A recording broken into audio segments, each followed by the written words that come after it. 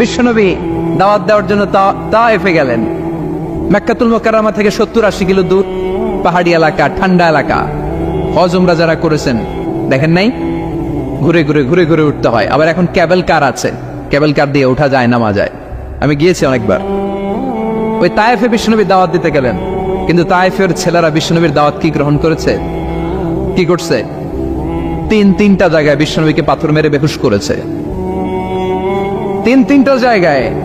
বিশ্বনবী নিজের কোনো স্বার্থের জন্য যায় নাই, তায়েফের লোকরা যাতে জাহান্নামের আগুনে না জ্বলে ওদেরকে বাঁচানোর জন্য গিয়েছিলেন, ঠিক কিনা? খেয়ে না খেয়ে দিন প্রচারের কাজে নিজেকে দিয়েছ বিলিয়ে, তায়েফের কাফিরেরা চিনল না সে আলো, দুষ্ট ছেলেদের পিছু দিল লেলিয়ে, পাথরের আঘাতে ক্ষত বিক্ষত হয়ে সারা শরীর থেকে রক্ত ঝরে। হে রাসূল তোমাকে ভুলি আমি কেমন করে, হে রাসূল তোমাকে ভুলি আমি কেমন করে। হাজার ব্যথা বেদনার পরে ফিরে আসনি তুমি আপন ঘরে, দিনের আলো তুমি ছড়িয়ে দিতে, চলে গেলে মদিনায় মক্কা ছেড়ে। হে রাসূল তোমাকে ভুলি আমি কেমন করে, হে রাসূল তোমাকে ভুলি আমি কেমন করে। ঠিক কিনা? তায়েফবাসীদেরকে বাঁচানোর জন্য বিশ্বনবী তায়েফে দাওয়াত দিতে গেলেন। পাথরের আঘাত খেলেন, বিশ্বনবীর দাওয়াতে তারা সাড়া দেয় নাই। বিশ্বনবীর মন খারাপ, ঠিক কিনা? মন খারাপ হয়ে বিশ্বনবী নাখলা নামক খেজুরের বাগানে ঢুকলেন। সারা গা দিয়ে ঝরঝর ঝরঝর করে রক্ত পড়েছে। বিশ্বনবীর সাহাবী যায়েদ বিন হারেসা কুয়া থেকে পানি এনে বিশ্বনবীর মোবারক দেহটা থেকে ধুয়ে ধুয়ে রক্ত পরিষ্কার করে দিচ্ছেন। বিশ্বনবী রাতে সেখানে ঘুমালেন, ফজরের সময় নামাজ পড়তে শুরু করে দিলেন। বিশ্বনবীর তেলাওয়াত শুনে একদল জিন অবাক হয়ে গেল। জিনেরা কয়, ইন্না সামি'না কুরআনান আজাবা ইয়াহদি ইলার রুশদি ফাআমান্না বিহি। সুবহানাল্লাহ। দাওয়াত দিতে আইছিল মানুষরে, দাওয়াত দিতে আসছিল কাদেরকে? কিন্তু মানুষ দাওয়াত কবুল করে নাই। আর বিশ্বনবী কেঁদে কেঁদে যখন নামাজ পড়ছিলেন, তেলাওয়াত শুনে জিনেরা অবাক। জিনেরা কয়, এটা কোনো মানুষের বাণী হতে পারে না, আল্লাহর বাণী ছাড়া। জিনেরা এই বাণী শুনে কোহে কাফে যে জিনের রাজ্যে যে দাওয়াতি কাজ শুরু করে দিল আর ঘোষণা দিল, আমরা মুহাম্মদের উপর ঈমান এনে মুসলমান হয়ে গেলাম। বিশ্বনবী ফজরের সালাতের পরে কাঁদে, হায়রে তায়েফবাসীরা মরে যাবে। হামলাতুল জিবাল, পাহাড় রক্ষী ফেরেশতারা এসে বলে, নবী আপনি শুধু আদেশ দেন, তায়েফের দুই পাশের গিরি পর্বত গিরি পাহাড় দিয়ে এমন ভাবে চাপা দেব, তায়েফের ছেলেগুলো মুহূর্তের মধ্যে পাউডার হয়ে যাবে। বিশ্বনবী বললেন, না, আমি ওদেরকে ক্ষমা করে দিলাম। ওরা হয়তো কালিমা পড়ে নাই, ভবিষ্যৎ প্রজন্মের অনেকে কালিমা পড়ে মুসলমান হয়ে যাবে। বিশ্বনবী কাঁদলেন, হায় হায় আমার দাওয়াতি কাজ ব্যর্থ হয়ে গেল। বিশ্বনবীর মন খারাপ। বিশ্বনবীর যখনই মন খারাপ, মন ভালো করার দায়িত্ব নেয় কে? আরশ থেকে বিশ্বনবীর ডেকে বলে, নবী আপনি দেখেন নাই, আপনি যে কিবলামুখী হয়ে নামাজ পড়তেছিলেন, আপনার কেরাত শুনে জিনেরা মুসলমান হয়েছে। মানুষদেরকে দাওয়াত দিতে এসেছেন, ওরা দাওয়াত কবুল করে নাই, তো কি হয়েছে? একদল জিনকে আমি মুসলমান বানিয়ে দিয়েছি গো নবী। ফাতারদা ফাতারদা। বিশ্বনবী খুশি হয়ে গেলেন, আর দুঃখ নাই। সুবহানাল্লাহ কবেন না? 80 কিলোমিটার পথ বেয়ে আসছে, 3 বার মাই খেয়ে বেহুশ হয়েছে, একজনও কালিমা পড়লো না, দুঃখে কলিজাটা ছিঁড়ে যান। আল্লাহ বললেন, কলিজা ছিঁড়ার কোনো কারণ নাই, মানুষগুলো মুসলমান হয় নাই তো কি হয়েছে? অদৃশ্য এক জাতি, এক প্রাণী যাদেরকে চোখে দেখা যায় না, আপনার দাওয়াত কবুল করে এরা মুসলমান হয়ে গিয়েছে। বিশ্বনবীর আল্লাহ খুশি করে দিলেন, এই নিউজ দিয়ে খুশি করে দিলেন। সুবহানাল্লাহ কবেন না? তাহলে বিশ্বনবীর খুশি করার দায়িত্ব কার? কয়টা গেল? 3 নম্বরে বিশ্বনবীর কলিজার টুকরা স্ত্রী খাদিজা চলে গেলেন। সাইয়েদাতুনা খাদিজা সব সম্পদগুলো বিশ্বনবীর জন্য দিয়ে দিলেন। বিশ্বনবীও খাদিজার জন্য দোয়া করতেন। বিশ্বনবী বলছেন, আল্লাহ কিয়ামতের দিন, যেদিন বন্ধু বন্ধুরে চিনবে না, বাবা ছেলেরে চিনবে না, পীর সাহেব মরিদরে চিনবে না, ওই কঠিন বিপদের দিনে আমি আমার খাদিজারে যেন ভুলে না যাই। এই দুনিয়ার বুকে একটা মহিলাকে আরশের উপর থেকে আল্লাহ সালাম জানিয়েছেন, মহিলাটার নাম হলো খাদিজাতুল কুবরা তাহেরা। এই কলিজার টুকরা স্ত্রী চলে গেল, বিদায় নিলেন। বিশ্বনবীর কলিজাটা ভেঙে যায়, খান খান হয়ে যায়। যেই চাচা বিষ্ণুবীর এত লালন পালন করলো, আদর যত্ন করলো। আবু তালেব, এই আবু তালেবও ইমান না এনে দুনিয়া থেকে বিদায় নিল। শেল্টার দেওয়ার, আশ্রয় দেওয়ার বিষ্ণুবীর দুইটাই জায়গা ছিল মক্কায়। এখন আর নবীরে কেউ শেল্টার দেয় না, এখন আর নবীরে কেউ শেল্টার দেয় না। নবীর হৃদয়টা ভেঙে খান খান, কই যাবে, কি করবে? কিন্তু আরশের উপর থেকে নবীর কষ্ট দেখে কে? আল্লাহ বললেন, নবী দুনিয়াতে কষ্ট, চলে আসেন, উপরে চলে আসেন। সুবহানাল্লাযী আসরা বিআবদিহি লাইলাম মিনাল মাসজিদিল হারামি ইলাল মাসজিদিল আকসা। এই দুনিয়ায় থাকার দরকার নাই, আমি আপনারে আরশের মেহমান বানিয়ে মেরাজের মেহমান হিসেবে আপনারে আরশের উপরে কবুল করে নিলাম। চিল্লায় কোন সুবহানাল্লাহ। দুনিয়ার বুকে রাখেন নাই, সারপ্রাইজ দেওয়ার জন্য আল্লাহর আরশে তুলে নিলেন। চিল্লায় বলেন আল্লাহু আকবার। ফাতারদা, বিশ্বনবী খুশি হয়ে গেলেন। যেখানে বিশ্বনবীর মন খারাপ, বিশ্বনবীর মন ভালো করে দেওয়ার দায়িত্ব কার? মেরাজের মাধ্যমে, সালাতকে গিফট দেওয়ার মাধ্যমে, জান্নাত আর জাহান্নামকে চাক্ষুষ দেখানোর মাধ্যমে, সরাসরি আল্লাহর কথাগুলো, আওয়াজগুলো কানে শুনিয়ে দেওয়ার মাধ্যমে বিশ্বনবীর হৃদয়টারে ঠান্ডা করে দিল কে? এরপরে দেখেন কি করে রব্বুল আলামিন বিশ্বনবীরে খুশি করে। মক্কার জমিনে আর থাকতে পারে না বিশ্বনবী, যেখানেই থাকুক, যেখানেই যাবে, ওখানেই মুহাম্মদ রে মার। মক্কার সবাই যখন একত্রিত হয়ে গেল, মক্কায় কোথাও থাকার যখন বিশ্বনবীর জায়গা নাই, বিশ্বনবীকে মদিনার মতো চমৎকার জায়গায় হিজরতের ব্যবস্থা করে দিল কে? ফাতারদা ওয়ালা সাউফা ইউতিকা রাব্বুকা। অচিরে আপনার রব এমন এমন সুব্যবস্থা করে দিবে, এমন এমন বিষয় আপনার জীবনে এনে দিবে, আপনার জীবনটা ঠান্ডা হয়ে যাবে, আপনি খুশি হয়ে যাবেন। ও নবী হতাশ হবেন না, নিরাশ হবেন না, ভরসা রাখবেন কার উপর? চিল্লায় বলেন কার উপর? মক্কায় যখন বিশ্বনবী থাকতেন তিনি কাবার দিকে হয়ে নামাজ পড়তেন, কিন্তু মদিনায় যাওয়ার পরে আল্লাহ কেবলা চেঞ্জ করে দিলেন। বিশ্বনবীর ভালো লাগে না, বিষ্ণুবীর মনে চায় ওনার বংশের গোড়া যেখানে ইসমাইল আলাইহিস সালাম ছিলেন, সাইয়েদনা ইব্রাহিম এসেছিলেন, ওই মক্কায় যদি কেবলাটা থাকতো কতই না ভালো হতো। ইহুদিরা যে এদিকে নামাজ পড়ে, বিশ্বনবী ওই দিকে হয়ে নামাজ শুরু করলেন। কোন বর্ণনায় 16 মাস, কোন বর্ণনায় 17 মাস বিশ্বনবী নামাজ পড়ে, কিন্তু অন্তর ভালো লাগে না। قد نرى تقلب وجهك في السماء فلنولينك قبلة ترضاها فول وجهك شطر المسجد الحرام। আল্লাহ বললেন, নবী আমি বুঝি আপনি নামাজ পড়েন, আর নামাজের পরে আকাশের দিকে তাকান যে আমি কিছু কই কিনা। সুবহানাল্লাহ কয় না? আমি কেবলা পরিবর্তনের ব্যাপারে কোনো আয়াত পাঠাই কিনা? নবী আপনার দরদ, আপনার কষ্ট আমি বুঝতে পেরেছি। 17 মাস আপনারে পরীক্ষা করলাম, আর না, আমার আর সহ্য হয় না। কালকে থেকে কাবার দিকে আপনার কেবলা পরিবর্তন করে নামাজ শুরু করে দেন গো নবী। ফাওয়াল্লি ওয়াজহাকা শাতরাল মসজিদিল হারাম, টু দ্য ডাইরেকশন অফ কিবলা। যেখানেই থাকেন না কেন, হাইসুমা কুনতুম ফাওয়াল্লু উজুহাকুম শাতরা, এখন থেকে যেখানেই থাকেন আর বাইতুল মুকদ্দাসের দিকে নয়, কাবার দিকে মুখ ফিরিয়ে নামাজ পড়বেন। কবুল করে নিব কে? ওয়ালা সাউফা ইউতিকা রাব্বুকা। অচিরে আপনার রব আপনার এমন এমন জিনিস দিবে, আপনি খুশি হয়ে যাবেন। খুশির ঠেলায় আহা আর দুঃখ থাকে না, একটার পর একটা দুঃখ, ঝঞ্ঝা, কষ্ট, বাধা আসতে থাকে, আর আল্লাহ সেইটাকে শান্তি আর ভালোবাসার সমীরণ বাতাসে পরিণত করে দেয়। চিল্লায় বলেন ঠিক কিনা? এরপরে মদিনাতে যে উম্মতের জন্য টেনশনের শেষ নাই। বসে বসে বিশ্বনবী ভাবে, আগের জামানা আর উম্মতেরা কেউ হায়াত পেয়েছে 500 বছর, কেউ পেয়েছে 1000 বছর, কেউ পেয়েছে 2000 বছর, আর আমার গুনাহগার উম্মতের অবস্থা বিশ্বনবী নিজেই বলেছেন, আমারু উম্মতি মা বাইনা 60 ইলা 70। আমার উম্মতের গড় বয়স হবে 60 থেকে 70 বছর। 60 থেকে 70 এর মধ্যে আমরা সব মইরা শেষ, ঠিক না? সাভারের কি অবস্থা? 120 বছর 30 বছর নাকি? হ্যাঁ, 60-70 এর মধ্যেই শেষ। বিষ্ণু বললেন, আমারু উম্মতি মা বাইনা 60 ইলা 70। আমার উম্মতেরা 60 থেকে 70 এর মধ্যে মরে যাবে, আর আগের উম্মতেরা 500-700 বছরে ইবাদত করে করে ওরা তো আগে জান্নাতে চলে যাবে। কি কষ্ট বিশ্বনবীর হৃদয়ের ভিতরে। আল্লাহ বললেন, নবী টেনশন নিয়েন না। আগের উম্মতেরা হায়াত পেয়েছে 1000 বছর, 1500 বছর বেশি ইবাদত করেছে।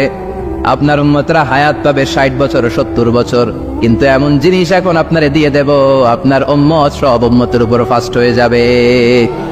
ইন্না আনজালনাহু ফি লাইলাতিল কদরি ওয়া মা আদরাকা মা লাইলাতুল কদর। লাইলাতুল কদরি খায়রুম মিন আলফি শাহর। সুবহানাল্লাহ। লাইলাতুল কদরি খায়রুম মিন আলফি শাহর। ও নবী, আগের উম্মতের কাউরে আমি লাইলাতুল কদর দেই নাই। কদরের রাত দেই নাই, আর এই কদরের রাত হচ্ছে খায়রুম মিন আলফি শাহর, 1000 মাসের চেয়ে সেরা। ওরা সারা বছর ইবাদত করে যা করতে না পারছে, আপনার উম্মতরা এই কদরের রাতে এক রাত ইবাদত করবে, 1000 রাত ইবাদতের সমান সওয়াব হয়ে যাবে। ফাতারদা, ফাতারদা, নবী খুশি হয়ে গেলেন, সুবহানাল্লাহ কইবেন না? এরপরে বিশ্বনবী বদরের প্রান্তরে কষ্ট পায়, আল্লাহ বিজয় দিয়ে খুশি করে দিলেন। ওদের প্রান্তরে বিজয় দিয়ে খুশি করে দিলেন। মক্কা বিজয়ের মধ্য দিয়ে পুরো মক্কার সব ক্ষমতা বিশ্বনবীর পায়ের নিচে এনে খুশি করে দিলেন। মক্কা বিজয় করে ফেললেন বিশ্বনবী, কিন্তু একজনেরও মারেন নাই, বড় বড় কয়েকটা যুদ্ধাপরাধী ছাড়া বাকি সবাইরে মাফ করে দিলেন। বিশ্বনবী বললেন, লা তাসরিবা আলাইকুমুল ইয়াউম ইযহাবু আনতুমুত তুলাকা। সবগুলা ভয়ে কাঁপতেছিল। গোটা বিশ্বের ঐতিহাসিকরা অবাক হয়ে গেলেন। In the long history of the world there is no instance of magnanimity and forgiveness which was shown by Muhammad when all of his enemies laid under his feet and he forgave them one and all. পৃথিবীর ইতিহাসে ক্ষমার এরকম নজির আর দৃষ্টান্ত কেউ দেখাতে পারে নাই। যে শত্রুরা তাকে মারার জন্য উৎপেতে ছিল, এলাকা থেকে বহিষ্কার করে অন্য এলাকায় পাঠিয়ে দিল, ঘর বাড়ি সব নষ্ট করে দিল, তিনি যখন ওই এলাকা বিজয় করলেন, সবাই পায়ের নিচে দাঁড়িয়ে কাঁপছিল। বিষ্ণু বললেন, কোনো আক্রোশ নাই, কোনো প্রতিশোধ নাই, তোদেরকে মাফ করে দিলাম। একটার পর একটা বিজয় দিয়ে বিশ্বনবীরে খুশি করে দিল কে? এজন্য রব্বুল আলামিন বলেন, ওয়ালা সাউফা ইউতিকা রাব্বুকা ফাতারদা। ও নবী, কাফেররা বলে আল্লাহ আপনারে সাইরা দিছে, কাফেররা বলে আল্লাহ আপনারে ভুলে গেছে। উম্মে জামিল বলে আপনার শয়তান আপনার কাছে আসে না, আমি নাকি আপনারে চিনি না। ও নবী, ভয় পাবেন না, হতাশ হবেন না, নিরাশ হবেন না, ভরসা রাখবেন কার উপর? ওয়ালা সাউফা ইউতিকা রাব্বুকা, অচিরেই আপনাকে এমন এমন জিনিস আপনার রব দিবে, আপনি খুশি হয়ে যাবেন। চিল্লায় এখন সুবহানাল্লাহ। এরপর আল্লাহ বললেন, নবী এখানেই শেষ নয়, আমি আপনাকে দেব ওয়াসিলা, আল ফাদিলা, আবআসহু মাকামাম মাহমুদা। সুবহানাল্লাহ। ওয়াসিলা দিবেন, ফাদিলা দিবেন, মাকামে মাহমুদ দিবেন। সুবহানাল্লাহ কবেন না? আবার বললেন, ইন্না আ'তাইনাকাল কাউসার ফাসাল্লি লিরাব্বিকা ওয়ানহার ইন্না শানিআকা হুয়াল আবতার। সুবহানাল্লাহ। ও নবী, ইন্না আ'তাইনাকাল কাউসার, আমি আপনারে আল কাউসার দান করব। কাউসার দান করব কিয়ামতের দিন, আপনি টেনশন নিয়েন না। এই কাউসারের পানি, হাউজে কাউসারের পানি আহলা মিনাল আসাল, মধুর চাইতেও মিষ্টি। আবিয়াদু মিনাল লাবান, দুধের চাইতেও সাদা। আবরাদু মিনাস সালজ, বরফের চাইতেও ঠান্ডা। এক ঢোক যে খাবে আজীবন, চিরকালের জন্য গলার তৃষ্ণা শেষ হয়ে যাবে। একবার খাইলে, someone who drinks from al kausar he will never be thirsty again, তার জীবনে আর কোনোদিন তৃষ্ণা থাকবে না। মিয়া সুবহানাল্লাহ। বাড়ি দিকে গেলেন, একটার পর একটা সুসংবাদ দিয়ে বিশ্বনবীর খুশি করে দিচ্ছে কে? তারপরও বিশ্বনবী খুশি না। আমার জন্য, আপনার জন্য মাকামে মাহমুদের সিজদায় পড়ে থাকবেন। সব নবীরা বলবে ইয়া নাফসি ইয়া নাফসি, বিশ্বনবী মাকামে মাহমুদের সিজদায় পড়ে কাঁদবেন, বলবেন ইয়া উম্মতি ইয়া উম্মতি। আল্লাহ সহ্য করতে পারবেন না, জিব্রাইল রে বলবেন, জিব্রাইল যাও, যে মুহাম্মদ রে জিজ্ঞেস করো কেন কাঁদে, কেন কাঁদে, মা ইউবকি মুহাম্মদ, কোন জিনিস মুহাম্মদ রে কাঁদায়। সাইয়েদনা জিব্রাইল বলবেন, ও নবী, আল্লাহ জিজ্ঞেস করেছে আপনি কাঁদেন কেন? বিশ্বনবী তখনও সিজদায় থাকবেন, বলবেন উম্মতি উম্মতি। আল্লাহ বলবেন, নবী আর কাঁদা লাগবে না, আজকের এই কোটি কোটি মানুষের ময়দানে আমি আপনারে অপমানিত করতে আনি নাই। আজকে আমি এমন ভাবে আপনারে খুশি করে দিব যে ওয়ালা সাউফা ইউতিকা রাব্বুকা ফাতারদা, এমন এমন জিনিস আপনারা আমি দান করব, আপনি খুশি হবেন। আসল খুশির দিন আজকের দিন। এরপর আসাক নবী মাথা তোলেন, সালতোতা, কি চাইবেন চান সব দেব। ওয়াসফা তুশাফা, যার জন্য সুপারিশ করবেন কবুল করে নেব। ফাতারদা, ওয়ালা সাউফা ইউতিকা রাব্বুকা ফাতারদা। এরপর নবীর শান্তি নাই জান্নাতে ঢোকার আগ পর্যন্ত। কথা কয় না? বিশ্ব নবীর হাতে একটা পতাকা দেওয়া হবে, পতাকার মধ্যে থাকবে আলহামদু। পতাকায় কি লেখা থাকবে? এটার বলে লিওয়া উল হাম, প্রশংসার পতাকা। ওই পতাকা নিয়ে বিশ্বনবী গোটা মুসলিম উম্মাহকে নিয়ে, জান্নাতীদেরকে নিয়ে যেতে যেতে জান্নাতের দরজার ভিতরে ঢুকবেন, তখনও পেরেশান। জান্নাতের কোরআন নাড়বেন, জান্নাতের খাজেন ফেরেশতা বলবে, মান আনতা, আপনি কে? বিশ্বনবী বলবেন, আনা মুহাম্মদ। ফেরেশতা বলবে, আল্লাহ আঙ্গুরে কইছে মুহাম্মদ ছাড়া কারো আগে জান্নাতের দরজা খুলবি না। আপনি মুহাম্মদ, আরে আপনার জন্যই তো বসে আছি। আসেন, ফাতিহাল জান্নাত, জান্নাত খুলে দেওয়া হবে। ফাতারদা, বিশ্বনবী খুশি হয়ে যাবেন। সুবহানাল্লাহ কবেন না? এজন্য আল্লাহ বললেন ওয়াদ-দুহা ওয়াল-লাইলি ইযা সাজা মা ওয়াদ্দা'আকা রাব্বুকা ওয়া মা ক্বালা ওয়ালাল আখিরাতু খায়রুন লাকা মিনাল উলা। পড়েন ওয়ালা সাওফা ইউ'তিকা রাব্বুকা ফাতারদা। সুবহানাল্লাহ। ও নবী, অচিরে এমন এমন জিনিস দেব, এগুলো পেয়ে আপনি খুশি হয় নাই? খুশি করেন নাই আল্লাহ? চিল্লায় সুবহানাল্লাহ পড়তে পারবেন না? এবার আল্লাহ বিশ্বনবীর উপর 3টা অনুগ্রহ করেছে। কয়টা? এই 3টা অনুগ্রহের কথা বলবেন আর 3টা কর্মসূচি দিয়ে সূরা শেষ করবেন। শুনবেন? অনেক রাত হয়ে গেছে, থাক। 11:25। কষ্ট হচ্ছে না? গরম লাগে না? বাসায় যেতে হবে না? একটাও হক হয় না। মাশাআল্লাহ, আল্লাহ তুমি কবুল করো। আল্লাহ বিশ্বনবীর উপর 3টা অনুগ্রহ করেছে। কয়টা? তাহলে কি 3টা অনুগ্রহ করলো এটাও শুনবো, আর কি 3টা কর্মসূচি দিল এটাও শুনবো ইনশাআল্লাহ। পড়েন। আল্লাহ বললেন, নবী কি কি অনুগ্রহ করলাম শুনেন। আলাম ইয়াজিদকা ইয়াতীমান ফাআওয়া ওয়া ওয়াজাদাকা দাল্লান ফাহাদা ওয়া ওয়াজাদাকা আইলান ফাআগনা। সুবহানাল্লাহ পড়েন। ও নবী, আলাম ইয়াজিদকা ইয়াতীমান ফাআওয়া, আমি কি আপনার ইয়াতীম পাই নাই, পেয়ে কি আশ্রয় দেই নাই? তা আপনার ভয় কিসের? আপনার যেদিকে সমস্যা ওদিকে তো আমি আছি। আপনার যেদিকে বিপদ ওদিকে আছে কে? এত টেনশন কেন আপনার? আলাম ইয়াজিদকা ইয়াতীমান ফাআওয়া, আমি কি আপনার ইয়াতীম পাই নাই? বিশ্বনবী ইয়াতীম ছিলেন। কি ছিলেন? মায়ের পেটে থাকতেই বাবা নাই, 6 বছর বয়সে মা নাই, এরপরে মা চলে গেল, লালিত পালিত হতে শুরু করলেন 6 বছর বয়স থেকে দাদা আব্দুল মুত্তালিবের কাছে, 8 বছর বয়সে দাদাও নাই, এবার চাচার কাছে। তাহলে এতিম অবস্থায় পাইছে না?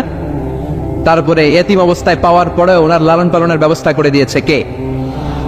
বিশ্বনবীর অনুগ্রহগুলো কি কি আল্লাহ করেছেন। কারণ অনুগ্রহের কথা শুনলে, নেয়ামতের কথা শুনলে মানুষের মনে প্রশান্তি জাগে। সুবহানাল্লাহ পড়েন। সাইকিয়াট্রিস্ট যারা আছে, they ask their patient to count the bounties and mercies and blessings they got from their Lord in their life. যারা মনোবিজ্ঞানী আছে, তারা সুইসাইডাল টেন্ডেন্সি যাদের মধ্যে, যারা জীবন নিয়ে হতাশ, বাঁচতে চায় না, মরে যেতে চায়, এদেরকে কিভাবে চিকিৎসা করে জানেন? এদেরকে বলে, আপনার বিয়ে হয়েছিল কবে? কয় অমুক দিন। কি হয়েছিল? কয় খুব আনন্দ হয়েছিল, মনে সুখ পায়। কথা কয় না? আপনার জীবনে আনন্দের একটা ঘটনা বলেন তো। তাই, আমি তো পুরস্কার পাইছিলাম একটা। তাই, কবে? এরকম এরকম সুখ পায়। কথা কয় না? আপনার জীবনে সবচেয়ে সফলতা কি? কয় আমার ক্যারিয়ারে প্রমোশন হয়েছিল। কবে? কয় এত সালে, আমি ইয়াং ছিলাম, তরতাজা যুবক, মনে আনন্দ পায়। তো বিশ্বনবীর যে আল্লাহ কোন কোন সময় কোন কোন জায়গায় হেল্প করছিল, কি কি সুবিধা প্রিভিলেজ পাইছিল, এগুলো বিশ্বনবীর শোনাইয়া বিশ্বনবীর মনে আনন্দ দিতেছে। সুবহানাল্লাহ কইবেন না? ও নবী, আলাম ইয়াজিদকা ইয়াতীমান ফাআওয়া, আল্লাহ কি আপনার ইয়াতীম পাইছিল না? তো টেনশন কি? উনিই তো আপনারে লালন পালনের ব্যবস্থা করে দিয়েছে। সুবহানাল্লাহ পড়েন। ওয়াজাদাকা দাল্লান ফাহাদা, তিনি আপনাকে পেয়েছেন এমন অবস্থায় আপনি পথ খুঁজছিলেন। You are searching the right path, you are searching the truth, and he guided you to the right way. আপনি সঠিক পথ খুঁজছিলেন, আল্লাহ আপনারে পথ দিয়েছে। ওয়াজাদাকা দাল্লান, বিশ্বনবী গোমরাহ ছিলেন এমন অর্থ করা যাবে? এখানে হেদায়েতের বিপরীত যে দলালা, ওই দলালা নয়। একজন পথিক, রাস্তা দুইটা, কোনটা দিয়ে যাবে এই অবস্থায় ছিল বিশ্বনবী। কোথায় যাব, কোথায়? পথ তো চিনতেছি না। আল্লাহ বললেন, নবী ওইটা না, এটা দিয়ে আটেন।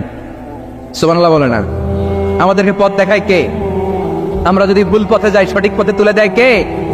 আমি যদি কোনদিন পথে ভুলে যাই, হাত ছানি দিয়ে কাছে নিও, মমতার বন্ধনে আমায় বেঁধে সব ভুল ক্ষমা করে দিও। পড়েন আমিন। এজন্য আল্লাহ বললেন, নবী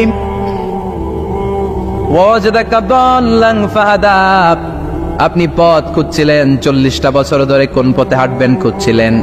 আমি কিতাব দেওয়ার মাধ্যমে, ঈমান দেওয়ার মাধ্যমে আপনারে পথ দেখায় দিলাম।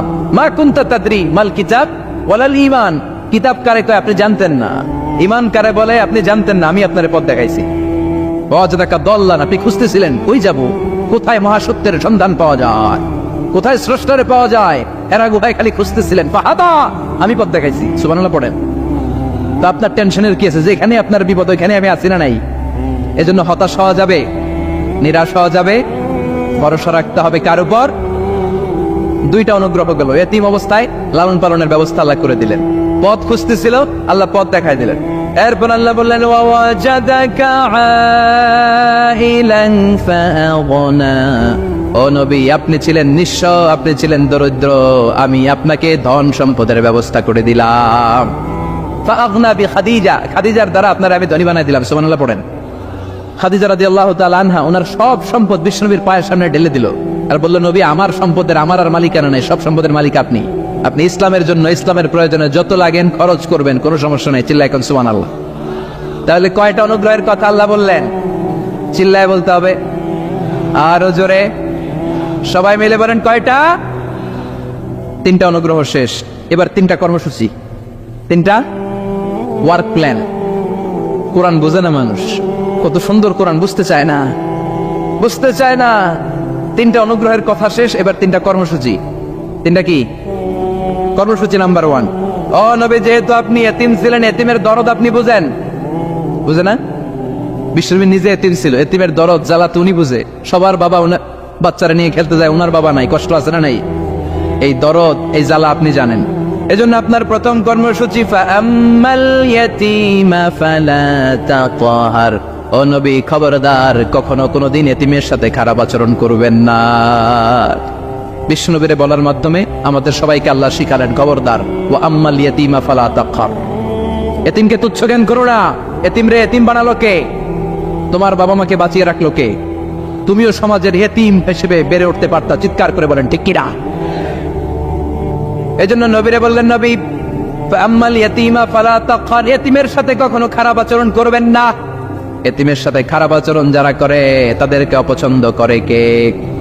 আরাআইতাল্লাযী ইউকাযযিবু বিদ্দীন ফাযালিকাল্লাযী ইয়াদউল ইয়াতীম, আল্লাহ ওদেরকে পছন্দ করে না যারা দ্বীনকে অস্বীকার করে আর এতিমকে ঘাড় ধাক্কা দিয়ে বের করে দেয়। ঠিক কি না?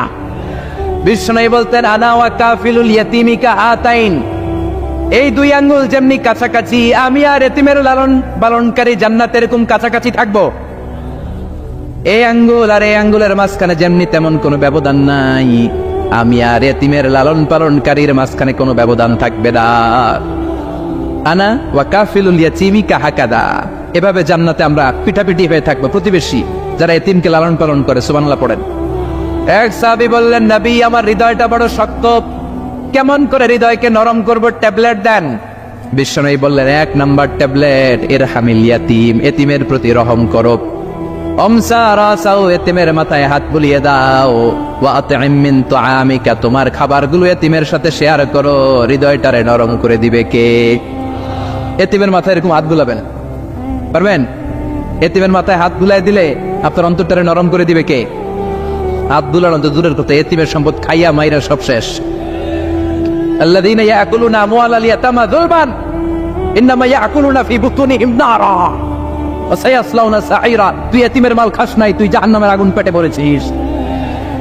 এতিমের সম্পদ মেরে দেয়, জুলুম করে সম্পদ খেয়ে ফেলে, এরকম আছে না নাই? তুমি এতিমের সম্পদ খাও নাই, তুমি ওর সম্পদ আত্মসাৎ করো নাই, তুমি জাহান্নামের লাকড়ি পেটে ঢুকিয়েছ। খবরদার, এতিমের সাথে ভালো আচরণ করেন। এতিমরে ভালোবাসা মানে নবীরে ভালোবাসা, কারণ আমার নবী এতিম হয়ে বড় হয়েছেন। কথা বলেন। এজন্য প্রথম কর্মসূচি ফাআম্মাল ইয়াতীমা ফালা, এতিমের সাথে খারাপ আচরণ করা যাবে। সাভারে এতিমখানা আছে কোথায়? সিংদুরিয়ার। আহা আহা, ঈদ আসে, ঈদ যায়, কুরবানি যায়, আকিকা যায়, বিয়ের অনুষ্ঠান যায়, কত বড় বড় মুরগির রান আমরা খাই, কত মিষ্টি পোলাও খাই। ওরা কি খেয়ে বেঁচে আছে যে দেখবেন, ওর আব্বা নাই, সড়ক দুর্ঘটনায় মারা গেছে, বাপ মা নাই, চাচা বাচ্চাটাতে দিয়ে আসছে, এতিমখানায় আছে না নাই? ওরে আদর করার কেউ নাই। এতিমরা যে সমাজে কি সুবিধা বঞ্চিত, এটা এতিম ছাড়া কেউ টের পাবে? আপনি সুযোগ হলে যাবেন, কিছু টাকা দিয়ে আসবেন, মাথায় হাত বুলিয়ে দিবেন, আপনার ঘরটারে জান্নাতি ঘর বানায় দিবে কে? 2 নাম্বার কর্মসূচি ওয়া আম্মাস সাইলা ফালা তানহার, ও নবী কোন ফরিয়াদিকে ধমক দিবেন না। বিশ্বনবীকে বলার মাধ্যমে আমাদেরকেও বললেন, কোন ফরিয়াদি কেউ এসে কিছু চায় তাকে কোনোদিন ধমক দেওয়া যাবে? কারণ ওরে ভিক্ষুক বানাইছে কে? আর তোমারে বড় সাহেব বানাইছে কে? তোরে কারে চড়ায় কে? আর ওর হাতে ভাঙ্গা থালা দিছে কে? তোরে কাঠ থেকে লাথি মেরে নামিয়ে ভাঙ্গা থালা হাতে দিয়ে দিতে পারে কে? আর ওর ভাঙ্গা থালার জায়গা থেকে ওরেও প্রাইভেট কারে বসায় দিতে পারে কে? তাহলে তোর অন্তরে এত অহংকার আসে কি করে? অহংকার আসলো থেকে এই ভাঙ্গা থালাটা তোর হাতে উঠায় দিতে আল্লাহর 1 সেকেন্ডও লাগে না। মোহাম্মদ সাইলা ফালা তানহার, খবরদার ফরিয়াদিকে তাড়িয়ে দিও না, ধমক দিও না। আল্লাহ পাহাড়কে দরিয়া করতে পারে, দরিয়াকে পাহাড় করতে পারে, ধনীরে গরিব বানাতে পারে, গরিবরে ধনী বানাতে পারে, সম্মানিতরে অপমানিত করতে পারে, অপমানিতরে সম্মানিত বানাতে পারে, ক্ষমতার চেয়ারে বসে থাকার লক্ষ্মী মেরে নিচে নামাই দিতে পারে। মোহাম্মদ সাইলা ফালা তানহার, ফরিয়াদিকে ফিরিয়ে দিও না। বিশ্বনবী কখনো কেউ কিছু চাইলে ফিরিয়ে দিতেন না। সুবহানাল্লাহ পড়েন। একবার বিশ্বনবীর গায়ে একটা জামা, চিল্লায় বলেন কয়টা জামা? ফাজা সাইল, একজন এসে বলে নবী একটা জামা দেন। বিশ্বনবী ওই গায়ের জামাটাই খুলে দিয়ে দিচ্ছে। এখন গায়ে দেওয়ার মতো তো কোনো জামা নাই। আল্লাহ বলেন ওয়াল্লাযীনা ইযা আনফাকু লাম ইউসরিফু ওয়া লাম ইয়াকতুরু ওয়া কানা বাইনা যালিকা কাওয়ামা। ও নবী, দান যখন করবেন বেশিও দিবেন না, কমও দিবেন না, মাঝামাঝি দিয়েন। তার মানে জামা যদি দুইটা থাকতো একটা না হয় দিতেন, ছিলই একটা। এখন যদি দিচ্ছেন আপনি করবেন কি? আপনি খাই দিবেন কি? কি নবী ছিল রে ভাই, এটা কি নবী? একটা জামা ছিল ওইটা দিয়ে দেয়, কারণ না এটা বলতে শিখে নাই। ও নবী আচিনি কামিসান, নবী আমার একটা জামা দেন। পারবো না, আমার একটা জামা নাই, এগুলো বলতে জানতেন না, গায়েরটাই খুলে দিয়ে দিছে। কারণ আল্লাহ বলে দিয়েছে আম্মা সাইলা ফালা তানহার, সাইল যদি আসে, ভিক্ষুক আসে, ফরিয়াদি আসলে তাড়িয়ে দিও না, ধমক দিও না। এখন আমরা ফরিয়াদির সাথে খারাপ আচরণ করি, ধমক দেই, তাড়িয়ে দেই, গালি দেই, উপকার করে খোঁটা দেই, আছে না নাই? দ্বিতীয় কর্মসূচি আম্মা সাইলা ফালা তানহার, যখন কেউ ফরিয়াদ করে তাকে ফিরিয়ে দেও না। 3 নম্বর কর্মসূচি আল্লাহ বললেন ওয়া আম্মা বিনিআমাতি রাব্বিকা ফাহাদ্দিস, আমি যেই নিয়ামত আপনারে দান করেছি নিয়ামতগুলোর ঘোষণা দিয়ে দেন। সুবহানাল্লাহ পড়েন। আম্মা বিনিআমাতি রাব্বিকা ফাহাদ্দিস, বিষ্ণু বললেন ইন্নাল্লাহা ইউহিব্বু আইয়ারা আথরা নি'মাতিহি আলা আবদি, আল্লাহ আপনারে যেই নিয়ামত দিছে এই নিয়ামতের একটা প্রকাশ, এটা আল্লাহ পছন্দ করেন। আল্লাহ আপনারে কোটি কোটি টাকার মালিক বানাইছে, আপনি জিরা জমা পড়েন কেন? আপনার কিপটামি করতে কইছে কে? সায়েন্স যা বলেছে কোরআন তাই বলেছে। সি সায়েন্স, সাগরের নিচে কি আছে, এই সিক্রেট অফ দ্য সি, এই আন্ডারগ্রাউন্ডে কি আছে, কোরআন যে তথ্য দিয়েছে সায়েন্স বরাবর পুরোটাই স্বীকার করে নিয়েছে। চিল্লায় পড়ে সুবহানাল্লাহ। শুরুতে আমরা দেখি মহাবিশ্ব সৃষ্টি নিয়ে কোরআন কি বলেছে, আর বিজ্ঞান এই আধুনিক সময়ে এসে আমাদেরকে কি জানালো। কোরআন আমাদের সামনে উপস্থাপন করেছে আওয়ালাম ইয়ারাল্লাযীনা কাফারু أن السماوات والأرض كانتا رتقا ففتقناهما وجعلنا من الماء كل شيء حي أفلا يؤمنون سبحان الله। কাফির মুশরিকরা কি দেখে না আদিতে সৃষ্টির শুরুতে মহাবিশ্বের সব কিছু আকাশ জমিন এক জায়গায় লেপ্টে ছিল, একটা বিস্ফোরণের মাধ্যমে আমি মহাবিশ্ব তৈরি করলাম। আর এই পৃথিবীর মধ্যে, এই বসুন্ধরার মধ্যে, এই মহাবিশ্বের মধ্যে প্রাণবন্ত যা আছে সব কিছু আমি পানি থেকে তৈরি করলাম। এই পৃথিবীতে প্রাণবন্ত যা আছে তার সবটাই আল্লাহ কি থেকে তৈরি করেছে? পানি থেকে। এটা হচ্ছে কোরআনের থিওরি, যার প্রাণ আছে ওইটা তৈরি হয়েছে পানি থেকে। বিজ্ঞান এসে এটাই স্বীকার করেছে। বিজ্ঞান বলেছে এই পৃথিবীর প্রথম যে প্রাণ এটা পাওয়া গিয়েছে পানিতে, ওই প্রাণের নাম দিয়েছে তারা অ্যামিবা। কি নাম দিয়েছে? It's a very small unique cellular organism in this universe. এককোষী অণুজীব, খুবই ছোট। তারা বলেছে এটা পানি থেকে এসেছে। তারপরে এসেছে জুপ্লাঙ্কটন, ফাইটোপ্লাঙ্কটন, ব্যাকটেরিয়া প্লাঙ্কটন, এই শৈবালগুলো, এই স্পিসিস গুলো, এই প্রজাতিগুলো পানি থেকে ডেভেলপ করেছে। তাহলে বিজ্ঞান যা বলেছে তার সাথে কোরআনের হুবহু মিল আছে না নাই? আবার আল্লাহ বললেন পানির মধ্যে আমি অনেক ক্যাটাগরি করেছি। পানির মধ্যে কিছু আছে মিঠা পানি, যেটা খেলে আমাদের হৃদয় ঠান্ডা হয়ে যায়।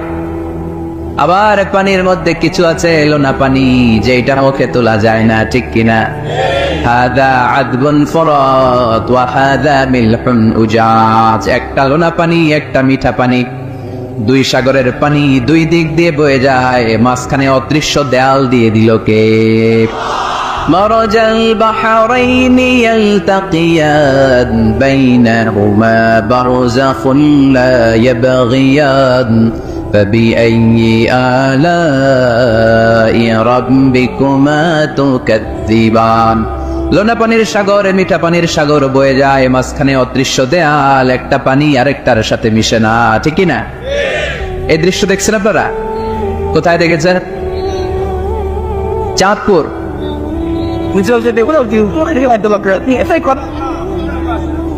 অনেক জায়গায় আছে, বাংলাদেশে আছে কয়েক জায়গায়, শীতলক্ষাতে আছে, আর শীতলক্ষায়, চাঁদপুরে। এরপরে আমি দেখে এসেছি নীল নদ আর লোহিত সাগরের পানি বিশাল। অবাক লাগে না? সুবহানাল্লাহ করবেন না? একটা লবণাক্ত আর একটা মিঠা, দুইটাই তো পানি, মাঝখানে ব্যারিকেড দিল কে? আল্লাহ আকবার। কেন মিশে না?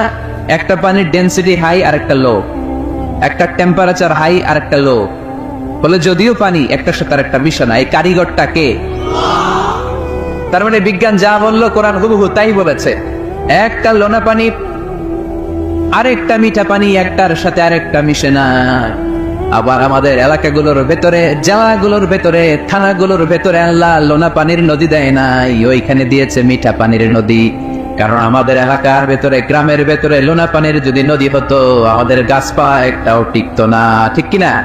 এই সুন্দর ফুল, সুন্দর ফল, মিঠা নদীর পানি, আল্লাহ তোমার মেহেরবানি।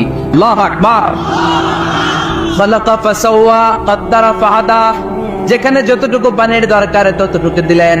পেঁয়াজের ভেতরেও পানি দিলেন, রসুনের ভেতরেও পানি দিলেন, ক্ষীরার ভেতরেও পানি দিলেন, তরমুজের ভেতরেও পানি দিলেন, আবার ডাবের ভেতরেও পানি আছে না নাই? আন্না সাবাবনাল মাআ সাব্বা। যতটুকু ঢালা দরকার ততটুকু দিছে। আল্লাহু আকবার। পেঁয়াজের ভেতরে যতটুকু সিক্ততা, তরমুজের ভেতরে ততটুকু না। তরমুজের ভেতরে যতটুকু পানি, আপেলের ভেতরে ততটুকু না। আবার আমড়ার ভেতরে যতটুকু পানি, আমের ভেতরে ততটুকু না। সুবহানাল্লাহ। আন্না সাবাবনাল মাআ সাব্বা। এই পানিটা H2O, হাইড্রোজেনের দুইটা মলিকিউল আর অক্সিজেনের একটা মলিকিউল। কি আজীব কথা! দুইটাই গ্যাস, দুইটাই কি? কিন্তু দুই গ্যাস একসাথে মিলাইলে পানি হয়ে যায়। আল্লাহু আকবার। এজন্য আল্লাহ বললেন, ওয়াজআলনা মিনাল মাই কুল্লা শাইইন হাই। পানি থেকে আমি প্রাণবন্ত সব কিছু বানালাম। এই পানির অপর নাম জীবন। আবার যদি পানি বেশি হয়ে যায় তখন মরণের সম্ভাবনা আছে না নাই? বন্যা এই দেশে হয় কি হয় না? নূহ আলাইহিস সালামের উম্মাহকে অবিশ্বাসের কারণে, গাদ্দারের কারণে আল্লাহ এই প্লাবন দিয়ে, পানি দিয়ে শেষ করে দিয়েছে। এজন্য পানি দেখলেই এটা যে বাঁচার কারণ, বাঁচার মাধ্যম এমনটা নয়। এই পানি দিয়ে আল্লাহ ওদেরকে শায়েস্তাও করতে পারে, পানিশমেন্টও করতে পারেন, শাস্তিও দিতে পারেন, আযাব আর গজব দিয়ে তলিয়েও দিতে পারেন, ঠিক কিনা? ওয়াজআলনা মিনাল মাই কুল্লা শাইইন হাই। প্রাণবন্ত সব কিছু আমি পানি থেকে বানালাম। আবার কোন কোন জায়গার পানির মধ্যে এত লবণ আমি দিয়ে দিলাম, সেখানে কোনো কিছু বাঁচে না। আসলে নাই? জর্ডানে একটা সাগর আছে না, ডেড সি। নাম শুনছেন? আজকে বাড়িতে যে গুগল করবা, dead sea located in Jordan, লিখলেই চলে আসবে। আরবিতে বলে আল বাহরুল মাইয়িত, মৃত সাগর, কিছু বাঁচে না। লবণের ঘনত্ব এত বেশি, আপনার ছোট্ট বাচ্চাটার ওই সাগরে ফেলে দিলেও ডুববে না। কারণ আপনার বাচ্চা যতটুকু জায়গা নিবে পানিতে, তার চেয়ে বাচ্চার ওজন কম, পানির ওজন বেশি। এজন্য কিছু ডুবে না। ওখানে মাছ হয় না, ওখানে শ্যাওলা জন্মায় না, ওখানে কাঁকড়া নাই, চিংড়ি নাই। কারণ লূত আলাইহিস সালামের কওমের লোকেরা হোমোসেক্সুয়ালিটি প্র্যাকটিস করতো, সমকামিতা, পুরুষে পুরুষে বিয়ে। এই আওয়াজ এখন বাংলাদেশেও ঢুকার চেষ্টা করতেছে। তাওহীদপন্থী মুসলমানদেরকে সচেতন হতে হবে। ওয়েস্ট থেকে কিছু আসলেই, ইন্ডিয়া থেকে কিছু আসলেই আমার দেশে ঢুকতে দেওয়া যাবে না। চিল্লায় বলো ঠিক না? অনেকে মনে করে আমেরিকা থেকে কালচার আসলো, পোশাক আসলো, এটাই মনে হয় মডার্ন। ইন্ডিয়া থেকে নতুন পোশাক আসলো, এটাই মনে হয় মডার্ন। নো, ইসলামের চেয়ে মডার্ন, আধুনিক গোটা বিশ্বে দ্বিতীয় কিছু নাই। চিল্লায় বলো ঠিক কিনা? এজন্য সাবধান। এদেশে অলরেডি একটা অর্গানাইজেশন হয়েছে, রেইনবো, রংধনু। এরা ছেলে ছেলেতে বিয়ে করতে চায়, মেয়ে মেয়েতে বিয়ে করতে চায়। আমরা তাওহীদি জনতা বেঁচে থাকতে বাংলার জমিনে এটা হতে দেব না। চিল্লায় বলো ঠিক কিনা? ওয়াজআলনা মিনাল মাই কুল্লা শাইইন হাই। পানি থেকে প্রাণবন্ত সব কিছু তৈরি করলো কে? আবার আল্লাহ বললেন, কাফেররা কি দেখে না আকাশ জমিন সব একসাথে ছিল, মহাবিস্ফোরণের মধ্য দিয়ে আমি মহাবিশ্ব তৈরি করেছি। এই বিস্ফোরণটার নাম কি বলতো? Big bang. মাশাআল্লাহ, কেমন শ্রোতা দেখছেন? সায়েন্সের সবকিছু নিয়ে বসছে আজকে। Big bang. স্টিফেন হকিং একটা বই লিখেছে, a brief history of time. সেখানে সে যে তথ্য দিয়েছে কোরআনের সাথে very similar to the concept of Stephen Hawking. Stephen হকিংও এই কথা বলেছে। সে বলেছে মহাবিশ্ব সৃষ্টির আগে সবকিছু একটা অণুর ভেতরে ছিল, হাই সিঙ্গুলারিটি, সবকিছু এক জায়গায় ছিল। এক বিশাল আওয়াজের মাধ্যমে এক বিস্ফোরণে মহাবিশ্ব সৃষ্টি হলো। ওই আওয়াজটার নাম ছিল কুন। আওয়াজটার নাম ছিল কি? ইন্নামা আমরুহু ইযা আরাদা শাইআন আন ইয়াকুলা লাহু কুন ফায়াকুন। আমরা বাংলায় বলি না কুন ফায়াকুন? কুন ফায়াকুনের মালিক কে? তিনি বলতে দেরি হতে দেরি হয়, কুন হাও হয়ে যায়। বি ইট ওয়াজ। আল্লাহ যখন বলেছেন কুন, এই আদিতে সব মিলে থাকা এই মহাবিশ্বের সবকিছু এক মহা বিস্ফোরণের মাধ্যমে গোটা বিশ্বে ছড়িয়ে পড়লো, গোটা বিশ্বে ছড়িয়ে ঘুরতে আরম্ভ করলো। এই বিস্ফোরণের ছোট্ট একটা কণার নাম পৃথিবী। এই মহা বিস্ফোরণের ছোট্ট একটা কণার নাম মঙ্গল। এই মহা বিস্ফোরণের ছোট্ট একটা কণার নাম বৃহস্পতি। এই মহা বিস্ফোরণের ছোট্ট একটা কণার নাম সূর্য। এরকম কত হাজার অযুত লক্ষ নিযুত কোটি কণা বড় বড় তারকা রূপে মহাবিশ্বে ঘুরে বেড়াচ্ছে। আল্লাহ ছাড়া এর খবর কেউ রাখে না। এগুলো যে কত বিশাল, এগুলো নিয়ে আমাদের চিন্তা করা দরকার। আমরা মনে করি আমি মনে হয় বড়, আমার চেয়ে ক্ষমতা তোর কেউ নাই, আমি তা কোটওয়ালা, আমার এলাকা এটা আমার, খালি আমার আমার কর, আসলে নাই। তোর কি বেটা? কিসের মালিক তুই? সবকিছুর মালিক কে? যেই বাড়িটাতে আজকে আমি থাকি, এটার আগে আমার বাবা ছিল, তার আগে দাদা ছিল, আমার পরে আমার ছেলে থাকবে, আমার নাতি থাকবে। এটার আসল মালিক আমি না, আমার ছেলে না, গোটা বিশ্বের আসল মালিক একজন সত্তা, তিনি কে? এজন্য সব আমার আমার এরকম দাপটওয়ালা কথা যেন আমরা না বলি। অহংকারীদেরকে আল্লাহ পছন্দ করে, বিনয়ীদের মর্যাদা আরশ পর্যন্ত নিয়ে যায় কে? মান তাওয়াদা লিল্লাহি ইল্লা রাফাআহুল্লাহ। যে নিচের দিকে নামতে চায় আল্লাহর টাইনা উঠায়, আর যে লাফায় লাফায় উঠে থাপ্পড় মেরে আল্লাহ এত নিচে নিবে পৃথিবীর কেউ কল্পনা করতে পারবে না। ওই শয়তানের চেয়ে নিচে চলে যায়। চিল্লায় বলেন ঠিক কিনা? এজন্য অহংকার যেন আমরা না করি, দাম্ভিকতা যেন না দেখাই। আমরা যেন একটু চিন্তা করি, এই যে বিস্ফোরণের মাধ্যমে গোটা বিশ্ব সৃষ্টি হলো, এটার তুলনায় কত ছোট্ট আমি, কত ক্ষুদ্র আমি। আমরা আজকে এই প্যান্ডেলে মাতোয়াইলে বসে আছি, তাই না? মাতোয়াইল তো ইউনিয়ন নাকি? কোন থানায় পড়ছে? যাত্রাবাড়ি। যাত্রাবাড়ি হচ্ছে ঢাকার একটা থানা। এই যাত্রাবাড়ির মধ্যে এটা একটা ইউনিয়ন। এই প্যান্ডেলটাই কি মাতোয়াইল ইউনিয়ন? আরো আছে না নাই? কত ছোট্ট একটা জায়গায় বসে আছি।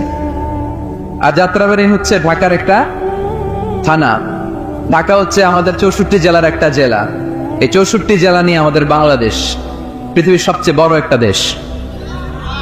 কি বলে? কত ছোট জানেন? ওয়ার্ল্ড ম্যাপে আমাদের বাংলাদেশ লেখার জায়গাটা অনেক। BA পরে ইন্ডিয়ার উপরে, NG পরে বাংলাদেশের উপরে, LADESS আবার ইন্ডিয়ার উপরে। এত ছোট। আমাদের প্রতিবেশী দেশ ভারত আমাদের চেয়ে অনেক গুণ বড়। রাশিয়া প্রায় 100 গুণ বড়। তাহলে কত বড় বড় দেশ আছে? এরকম 200টা দেশ নিয়ে আমাদের এই বসুন্ধরা, আমাদের এই পৃথিবী। আবার এই 200টা দেশ মিলে এই পৃথিবীর 30 ভাগ, বাকি 70 ভাগ শুধু পানি। তার মানে মহাবিশ্বের সবচেয়ে বড় গ্রহের নাম পৃথিবী, তাই না? এত বড় হওয়ার পরও এটা বড় হতে পারে নাই। পৃথিবী যে কত ছোট এটা কল্পনা করলে অবাক হতে হয়। বৃহস্পতি একটা গ্রহ আছে, আমাদের সৌরজগতের গ্রহ। আপনারা দেখবেন গুগল করলে একটা থেকে আরেকটার সাইজ কত বড়। বৃহস্পতি আমাদের চেয়ে অনেক বড়। যেই সূর্যের আলোতে সকালবেলা পৃথিবীটা আলোকিত হয়, এই সূর্যটা পৃথিবীর চেয়ে 13 লক্ষ গুণ বড়। সুবহানাল্লাহ মাহফিল শেষে কয় গুণ বড়? 13 গুণ বড়, 1300 গুণ বড়, 13,000 গুণ বড়। কয় লক্ষ? 13 লক্ষ গুণ বড়। তার মানে 13 লক্ষটা পৃথিবী সূর্যের ভেতরে রাখার জায়গা আছে না নাই? সূর্যই কি তাহলে সবচেয়ে বড়? আর উপরে যান, আরো বড় পাবে। সূর্য হচ্ছে তারা, তাই না? স্টার। সূর্যের পরে আমাদের সবচেয়ে কাছের তারার নাম প্রক্সিমা সেন্ট্রাই। আজকে গুগল করলেই পাবেন, অনেক আছে এরকম। আলফা সেন্ট্রাই এ, আলফা সেন্ট্রাই বি, ব্যাটেলজিউস নামে এক তারা পাওয়া যায়, ইটাকেরিনা নামে তারা পাওয়া যায়। যে সূর্য পৃথিবীর চেয়ে 13 লক্ষ গুণ বড়, এমন অনেক তারা আছে যেটা সূর্যের চেয়ে কয়েক হাজার কোটি গুণ বড়। তার মানে ওইটাই সবচেয়ে বড় তারা না, ওগুলোরে খেয়ে ফেলতে পারে এরকমও বড় বড় তারা মহাবিশ্বে আছে না নেই? এরকম হাজার কোটি তারা নিয়ে আমাদের গ্যালাক্সি। আমাদের গ্যালাক্সির নাম মিল্কি ওয়ে। আমাদের গ্যালাক্সি থেকে সবচেয়ে কাছের যে গ্যালাক্সি, এটার নাম হচ্ছে অ্যান্ড্রোমেডা। এরকম হাজার হাজার কোটি গ্যালাক্সি নিয়ে প্রথম আকাশের মহাশূন্য। প্রথম আকাশে এখনো যাইতে পারিনি আপনাদেরকে নিয়ে। প্রথম আকাশের কি? মহাশূন্য। চিল্লায় বলেন, প্রথম আকাশের কি? মহাশূন্য। এর অনেক অনেক অনেক উপরে প্রথম আকাশ, যেখানে কিয়ামত অবধি নাসার বিজ্ঞানীদের যাওয়া সম্ভব হবে না। প্রথম আকাশের পরে আবার দ্বিতীয় আকাশের মহাশূন্য। না জানি ওইটাতে কি আছে, না জানি ওইটার মধ্যে আল্লাহ কি সৃষ্টি করে রেখেছে। দ্বিতীয় আকাশের মহাশূন্যের পরে দ্বিতীয় আকাশ, তারপরে তৃতীয় আকাশের মহাশূন্য, তারপরে তৃতীয় আকাশ। সুবহানাল্লাহ কইবেন না? তারপরে চতুর্থ আকাশের মহাশূন্য, তারপরে চতুর্থ আকাশ। একটার চেয়ে আরেকটা কত বড়। বিষ্ণু ঈসা ইসলাম বললেন, তোমার হাতের আংটি, এই আংটি যদি সাহারা মরুভূমিতে ফেলে দাও, পুরো মরুভূমির তুলনায় তোমার আংটি যত ছোট, আল্লাহর দ্বিতীয় আসমানের তুলনায় আল্লাহর প্রথম আসমানটা ঠিক তত ছোট। তাহলে এই আসমান, এই আরশ, এই কুরসি, আমার আল্লাহর জাত ও সত্তা, এই মহাবিশ্বের তুলনায় পৃথিবীটা কতটুকু, বাংলাদেশ কতটুকু, যাত্রাবাড়ি কতটুকু, মাতোয়াইল কতটুকু, প্যান্ডেলটা কতটুকু, আর আমিনা খানদান কতটুকু। কত নগণ্য আমি, কত ক্ষুদ্র আমি, কত তুচ্ছ আমি। মহাবিশ্বের তুলনায় আমি নাই, মহাবিশ্বের তুলনায় আমি নাই। এক লোক ব্যাংকে টাকা তুলতে গেছে, 5,000 টাকা। কয় টাকা? তো সিরিয়ালে দাঁড়ায় আছে, দেখে তার সামনের এক লোক 50 লাখ টাকা তুলতেছে। কয় লাখ? উনি তুলবে কয় লাখ? সামনের লোক উনি তুলবে 5,000 টাকা। তো হঠাৎ করে দেখলো যে সামনের লোকটা যে 50 লাখ টাকা তুলবে, ও লিখছে 50 লাখ টাকা মাত্র। যত বড় অঙ্কই হোক, শেষে কি লিখতে হয়? তো ক্যাশের মধ্যে লিখছে, চেকের মধ্যে, যে 50 লক্ষ টাকা মাত্র। তো এইটা দেখে ও পড়ে গেছে বিপদে। 50 লক্ষ টাকা মাত্র। তো তারপর ওর চেক নিয়ে ও ক্যাশ কাউন্টারে দিছে। ক্যাশ কাউন্টার দেখতেছে, উনি লিখছে 5,000 টাকা নাই। 5,000 টাকার পরে কি লিখছে? নাই। তো ক্যাশে যে বসছে, কি ভাই ঘটনা কি?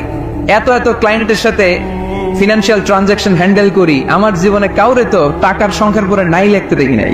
ঘটনাটা কি? তো সে বলতে শুরু করলো, ভাই আমার আগে দেখলাম একজন 50 লাখ টাকা তুলছে। তো 50 লাখ টাকা যদি মাত্র হয়, আমার 5,000 তো নাই। তো এই যে মহাবিশ্বের বর্ণনা যে তোমাদেরকে শোনালাম, এগুলো যদি চিন্তা করি, আমি আছি? আমি নাই, কিছুই না। আমি কত তুচ্ছ, আমি কত নগণ্য। আমি এই মহাবিশ্বকে মহাবিস্ফোরণের মাধ্যমে তৈরি করেছে কে? আবার আল্লাহ বললেন, ওয়াস-সামাআ বানাইনাহা বিআইদিন ওয়া ইন্না লামুসিউন। বিস্ফোরণের মাধ্যমে শুধু আকাশ সৃষ্টি করে আমি বসে থাকি নাই, এই আকাশ জমিনকে আমি আল্লাহ প্রতিনিয়ত প্রশস্ত করে দিচ্ছি। এই মহাবিশ্ব প্রশস্ত হচ্ছে, ইটস অ্যাক্সেলারেটিং, অলওয়েজ অ্যাক্সেলারেটিং। প্রশস্ত হচ্ছে, এক্সপান্ড হচ্ছে, অ্যাক্সেলারেট হচ্ছে। এটা কোরআনের কথা। কিসের কথা? 1988 সালে, ঠিক কাটায় কাটায় আজ থেকে 20 বছর আগে, সুপারনোভা কসমোলজি প্রজেক্ট নামে একটা প্রজেক্ট করে তারাও গবেষণা করে পেয়েছে যে মহাবিশ্ব স্থির নেই, এটা ঘোরার পাশাপাশি অ্যাক্সেলারেট হচ্ছে। চিল্লায় পড়তে হবে আল্লাহু আকবার। তার মানে কোরআনে যে তথ্য উপাত্ত আল্লাহ দিয়েছেন বিজ্ঞানের সাথে, এগুলোর সাদৃশ্য আছে না নাই? আবার আল্লাহ কসম কেটে বললেন, ফালা উকসিমু বিমাওয়াকি'ন নুজুমি ওয়া ইন্নাহু লাকসামুন লাউ তা'লামুনা আযীম। আমি আল্লাহ তারকা পতিত হওয়ার জায়গাগুলোর কসম খাই, যেখানে তারকাগুলো ঘুরতে ঘুরতে ঘুরতে ঘুরতে ওইটার রেঞ্জে যখন চলে যায়, মুহূর্তের মধ্যে তারকা তার অস্তিত্ব হারিয়ে ফেলে। সুবহানাল্লাহ। তারকা পতিত হওয়ার জায়গাগুলোর শপথ করলেন কে? এটাকে কোরআন বলেছে মাওয়াকিউন নুজুম। নাজমুন মানে তারা, যেখানে তারা তার অস্তিত্ব হারায়। কোরআন বলেছে মাওয়াকিউন নুজুম, কিন্তু বিজ্ঞান এটার নাম দিয়েছে ব্ল্যাক হোল। বিজ্ঞান এটার নাম দিয়েছে কি? Black hole. তারা ঘুরতে ঘুরতে এই ব্ল্যাক হোলের রেঞ্জের মধ্যে যদি চলে আসে, মুহূর্তের মধ্যে তারাগুলো নিঃশেষ হয়ে যায়, যেখানে তারা তার অস্তিত্ব হারায়। কোরআন বলেছে মাওয়াকিউন নুজুম, সায়েন্স এটার নাম দিয়েছে ব্ল্যাক হোল। ব্ল্যাক হোল মহাবিশ্বের এমন ভয়ঙ্কর একটা বিষয়, এই ব্ল্যাক হোলের রেঞ্জের মধ্যে যদি কোনো তারা সূর্যের চেয়েও 1000 কোটি গুণ বড় সাইজের তারা ঘুরতে ঘুরতে ঘুরতে ব্ল্যাক হোলের সামনে আসে, বাচ্চার মুখে হাওয়াই মিঠাই দিলে যেমনি হাওয়াই মিঠাই মুহূর্তেই নাই, ওই তারাও মুহূর্তেই নাই। সুবহানাল্লাহ। মাতোয়াইলে হাওয়াই মিঠাই পাওয়া যায়? পাওয়া যায়? কই পাওয়া যায়? হ্যাঁ, আগে যখন আমরা ছোট ছিলাম আমরা এগুলো খাইতাম তো। কটকটি, কটকটি আছে এখন? ঘরের ওই যে পুরান জোতা টোতা প্লাস্টিকের বোতল, এগুলো দিয়ে আমরা কটকটি খাইতাম। আর খাইতাম এই হাওয়াই মিঠাই, খুব মজা লাগতো। এগুলো এরকম গোল করে সাজায় রাখতো, জিব্বায় লাগাইলেই নাই। খাইছেন আপনারা? এই ব্ল্যাক হোল হচ্ছে এমন যে ব্ল্যাক হোলের রেঞ্জের মধ্যে কোনো তারা ঘুরতে ঘুরতে ঘুরতে যদি চলে আসে, হাওয়াই মিঠাই মুখে লাগাইলে যেমনি নাই, ওই তারাও নাই। তার মানে কোরআন বলেছে মাওয়াকিউন নুজুম, সায়েন্স বলেছে ব্ল্যাক হোল। দুটার মধ্যে মিল আছে না নাই? তাহলে কসমোলজি নিয়ে কথা এখানেই শেষ করি। সৃষ্টি তত্ত্বে আমরা যা পেলাম, বিস্ফোরণের সৃষ্টি হয়েছে। কোরআন বলেছে ফাতাহনাহুমা, সায়েন্স বলেছে বিগ ব্যাং থিওরি। কোরআন বলেছে মুসিহুন, যেটা অ্যাক্সেলারেট হচ্ছে, সায়েন্স এটার নাম দিয়েছে সুপারনোভা কসমোলজি প্রজেক্ট। কোরআন নাম দিয়েছে মাওয়াকিউন নুজুম, সায়েন্স বলেছে ব্ল্যাক হোল। প্রতিটা জায়গায় কোরআনের সাথে সায়েন্সের মিল আছে না নেই? এবার আমরা শুনবো এমব্রয়োলজি নিয়ে, ভ্রূণতত্ত্ব। কি তত্ত্ব? ভ্রূণতত্ত্ব। আমরা আমাদের মায়ের পেটের ভেতরে এখন যত বড় আছি তত বড়ই ছিলাম, তাই না? কতটুকু ছিলেন? কতটুকু? একেবারে ছোট ছোট্ট ছোট্ট ছোট্ট। বাবার শুক্রাণু মায়ের ডিম্বাণু দুইটা মিলিয়ে মায়ের পেটের ভেতরে আমার অস্তিত্ব দান করলেন কে? কিছুই ছিলাম না আমি। সায়েন্স 1977-এ হাম এন্ড লিয়েনহুক নামে দুইজন সায়েন্টিস্ট অনুবীক্ষণ যন্ত্র দিয়ে ওরা খুঁজে পেয়েছে যে শুক্রাণুর ভেতরে, স্পার্মের ভেতরে প্রাণের অস্তিত্ব আছে। কিন্তু 1500 বছর আগে এর ভেতরে যে প্রাণ আছে সেটার ঘোষণা কোরআনে দিয়ে দিয়েছে কে? ওভাম এন্ড স্পার্ম দুইটা মিলে হয় জাইগোট, তারপর জাইগোট থেকে হয় এমব্রয়ো, ভ্রূণ। আমি, আপনি, আমরা সবাই ছিলাম ছোট্ট একটা ভ্রূণ, ব্যাঙ্গাচির মতো। বর্ষাকালে মাতোয়াইলে খালি বিলে ব্যাঙ্গের পোনা পাওয়া যায় না? দেখতে মাছের বাচ্চার মতো, তাই না? ছোট বাচ্চারা মনে করে মাছের পোনা, বাড়িতে ধরে নিয়ে আস, মারাকে মা পোনা লয়ে আসি, মায়ের দেখা দেয় করি আসলে। আসলে কি এটা মাছ? এটা কি ব্যাঙের পোনা?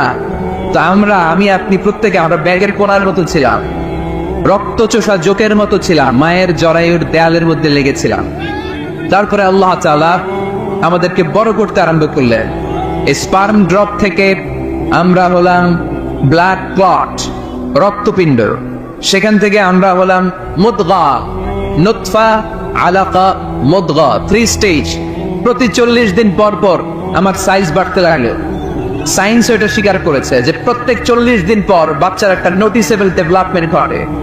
আল্লাহ রাসূল সাল্লাল্লাহু আলাইহি ওয়াসাল্লাম বলেছেন ইন্না খালকাকুম ইউজমাউ ফি বাতনি উম্মিহি 40 ইয়াওমা, প্রতি 40 দিন পর তোমার মায়ের পেটের ভেতরে তোমার সাইজ একটু বড় করা হয়। চিল্লায় পড়ি আল্লাহু আকবার। তারপরে তুমি নুতফা থাকো, নুতফা থেকে তুমি আলাকা হও, আলাকা থেকে মুদগা, স্টেপ বাই স্টেপ রক্তপিণ্ড। তারপরে আমি হয়ে যাই গোশতপিণ্ড, ওই গোশতের ভেতরে আল্লাহ তাআলা আমার স্কেলিটন দেয়, কঙ্কাল। তারপরে এই কঙ্কালের চারদিক দিয়ে গোশত দিয়ে আমাকে আল্লাহ প্রতিদিনের যেও শান্তি নাই, ওখানে ষড়যন্ত্র কেমন করে এই নবী মুহাম্মদকে মারা যায়। খাইবারের এক ইহুদি নারী বিশ্বনবীকে দাওয়াত করেছিল, দাওয়াত পেলে বিশ্বনবী ফিরিয়ে দিতেন না। ওই দাওয়াত খেতে যাওয়ার পরে বিশ্বনবী খাসির বাজুর রান পছন্দ করতেন, খাসির গোশতের মধ্যে বিষ মিশিয়ে দেওয়া হয়। বিশ্বনবী বিষে আসক্ত হয়ে, বিষে বিষাক্ত হয়ে শেষ নিঃশ্বাস ত্যাগ করেছেন। বিশ্বনবী ইন্তেকালের আগে বলেছেন যে খাইবারের ওই বিষের ব্যথা আমি এখনো টের পাচ্ছি। আমার নবীর মৃত্যু ছিল শহীদি মৃত্যু, চিল্লায় বলেন ঠিক কিনা? ইহুদিদের মিত্র লাবিদ ইবনে আসাম বিশ্বনবীকে ব্ল্যাক ম্যাজিক করেছে, জাদু টোনা। 6 মাস আমার নবী অসুস্থ ছিল, আযাব অত্যাচার, বাধা, বিপত্তির এমন কোন ধরন নাই, এমন কোন ভার্সন নাই যেটা আমার নবী সহ্য করে নাই, ঠিক কিনা? তাহলে নেতা হতে হলে দৃঢ় মনোবলের হতে হবে। দুর্বল চিত্তের লোক কোনো নেতা হতে পারে না। আপনি যদি নেতা হতে চান, আপনাকে পাহাড় সম বাধা বিপত্তিকে ডিঙিয়ে সামনে যাওয়ার প্ল্যান প্রোগ্রাম আগে থেকেই করে রাখতে হবে, ঠিক কিনা? তাহলে আপনি নেতা। Leader should overcome all the challenges and trials he face in his life. তার জীবনে যত বাধা আসবে, যত বিপত্তি আসবে, সব মারিয়ে তাকে সামনে যেতে হবে, তাহলেই তিনি নেতা। তাহলে প্রথম পয়েন্টে আমরা জানলাম নেতা হবেন তিনি যিনি কাজে বিশ্বাসী, কথায় নয়। দ্বিতীয় পয়েন্টে আমরা জানলাম নেতা বিপদ থেকে ভয় পায় না। বিপদ থেকে ভয় পাইলে এটা নেতা। টায়ার পাংচার হইলে, সাইকেলের টায়ার পাংচার হইলে যদি লাভ দেয়, এটা কি নেতা? হ্যাঁ, বরং গ্রেনেড হামলা হলে দৌড়ে সেখানে যে দেখবে আমার কোন কর্মী সেখানে মারা গেল কিনা। এ হচ্ছে নেতা। He is the true leader, he is the charismatic leader. ট্রাকের টায়ার পাংচার হইলে লাভ দিলে এটা তো নেতা না। নেতাকে দৌড়ে যেতে হবে, সমস্যার গোড়া বের করতে হবে, বাধা বিপত্তিকে থোড়াই কেয়ার করবে নেতা, সেই আসল নেতা, ঠিক কিনা? দুইটা পয়েন্ট কি বুঝতে পারছেন আপনারা? মনোযোগ আছে না গেছে? কষ্ট হচ্ছে? শেষ করে দিব, শুনবেন আরো কিছু সময়? কখন আসছেন আপনারা?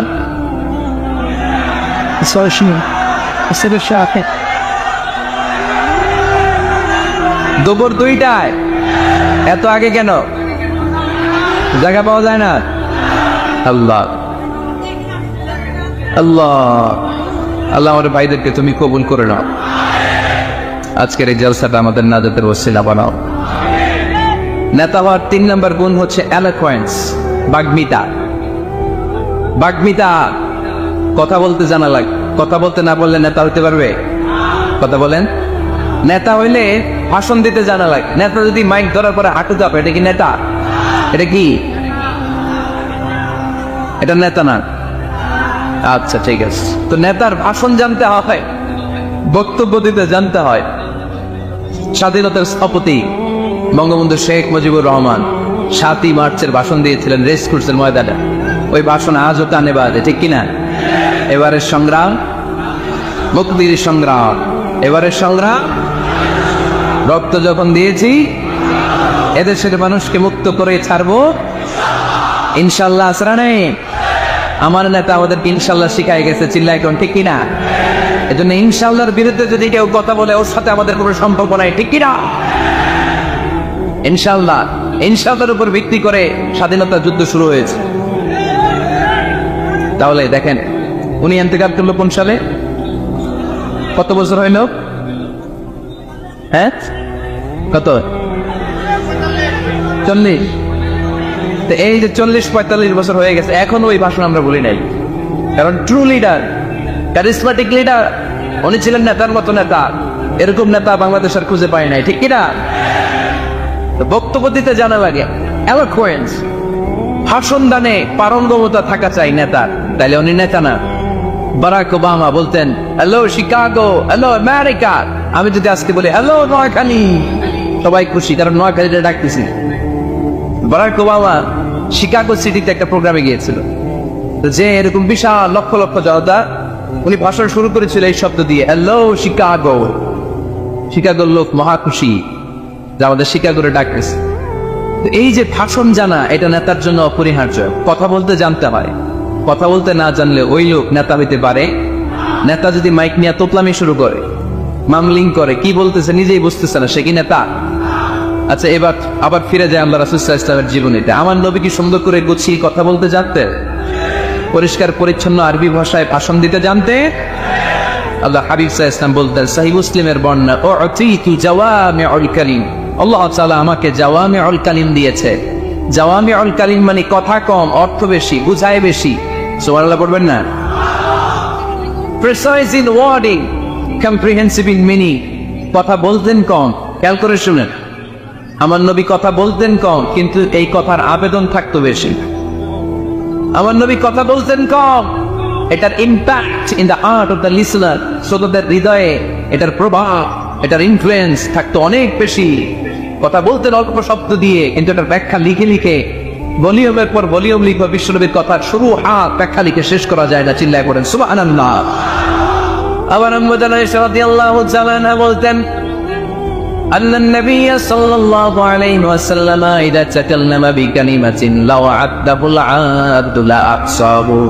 বুখারীর বর্ণনায় আম্মা আয়েশা রাদিয়াল্লাহু তাআলা আনহা বলেন, বিশ্বনবী কশিন কালেও তোমাদের মতো করে তাড়াহুড়ো করে কথা বলতেন না।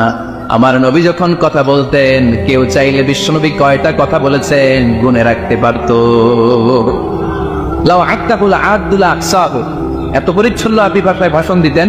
আল্লাহ নবী কয়টা বাক্য বলেছেন গোনা যেত, কয়টা শব্দ ছিল এই ভাষণে গোনা যেত, কয়টা হারফ তিনি ব্যবহার করেছেন সেটাও গোনা যেত। পড়েন সুবহানাল্লাহ। জরুরি কথা 3 বার বলতেন। কয়বার? আত-তাকওয়া হাহুনা, আত-তাকওয়া হাহুনা, আত-তাকওয়া হাহুনা ওয়া ইউশিরু ইলা সাদরিহি 3 মাররাত।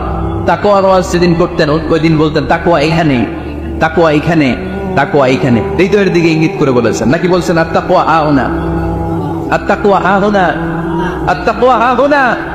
তাকওয়া কোথায়? হৃদয়ে। চিল্লায় বলতে হবে মুসলমান, তাকওয়া কোথায়?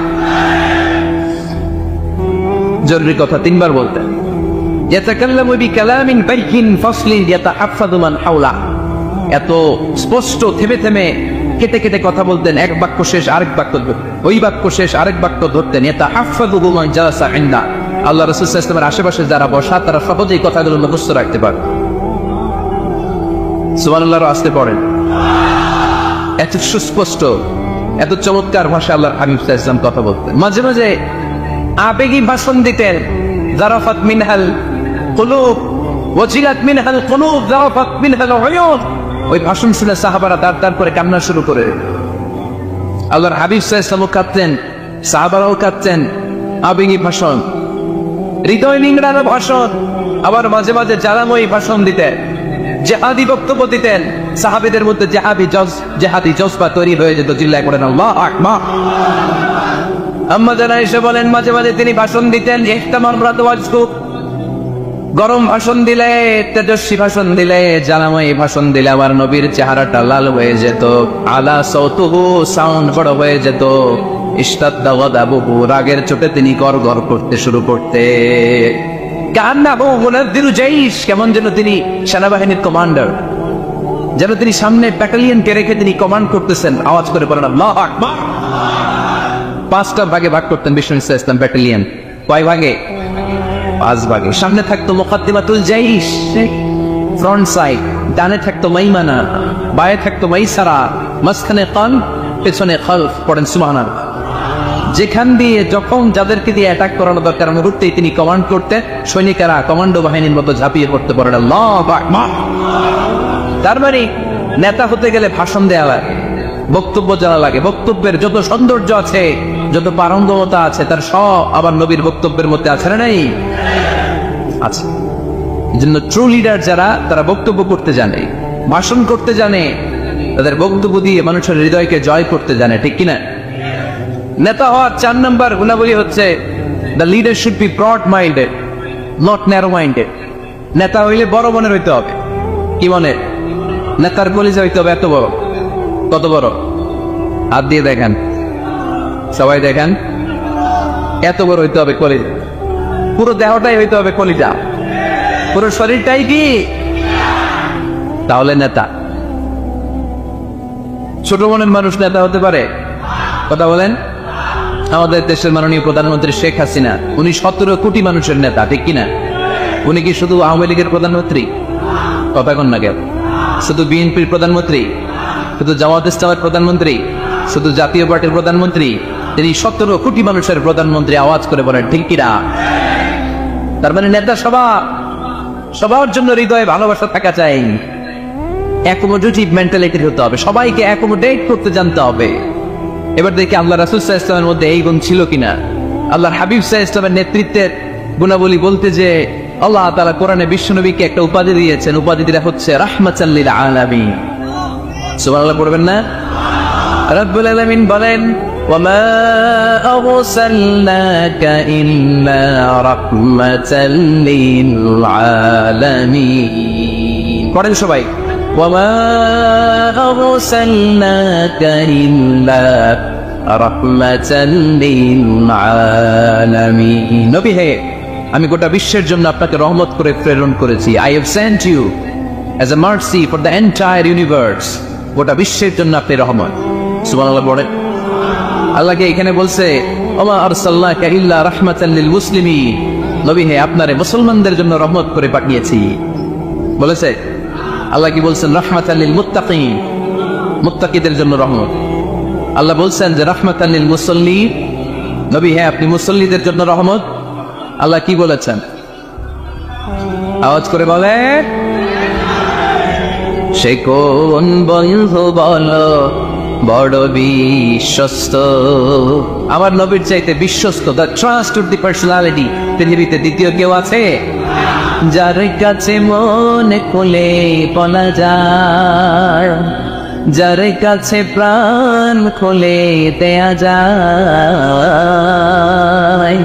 ও যায় অতি আশ্বস্ত, তার নাম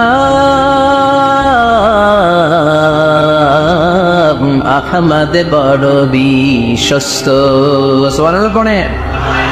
তার মানে আল্লাহ রাসূল সাল্লাল্লাহু আলাইহি ওয়াসাল্লামের চেয়ে বেশি বিশ্বস্ত মানুষ এই পৃথিবীতে দ্বিতীয় কেউ, আমার নবীর চাইতে বড় দিল দরিয়া এই পৃথিবীতে দ্বিতীয় কেউ নেই।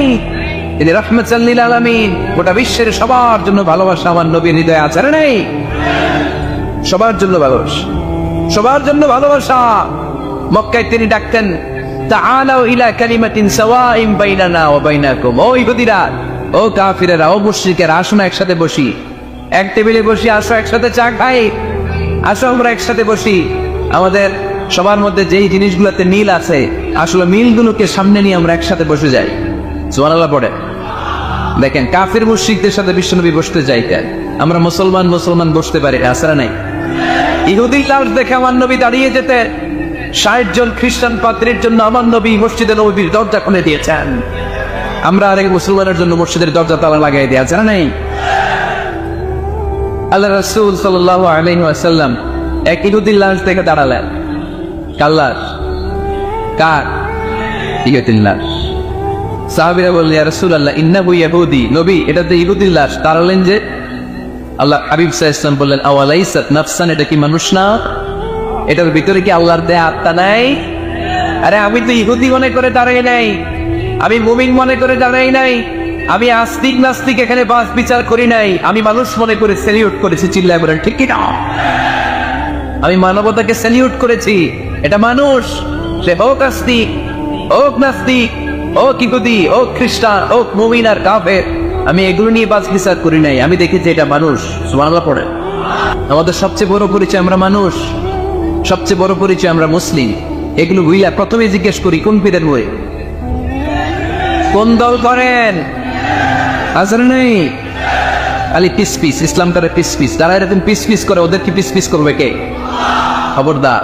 আমাদের সবচেয়ে বড় পরিচয় আমরা মুসলিম। আমাদের সবচেয়ে বড় পরিচয় কি? আওয়াজ করে বলতে হবে। আমাদের কোরআন কয়টা? সবাই বলতে হবে কোরআন কয়টা?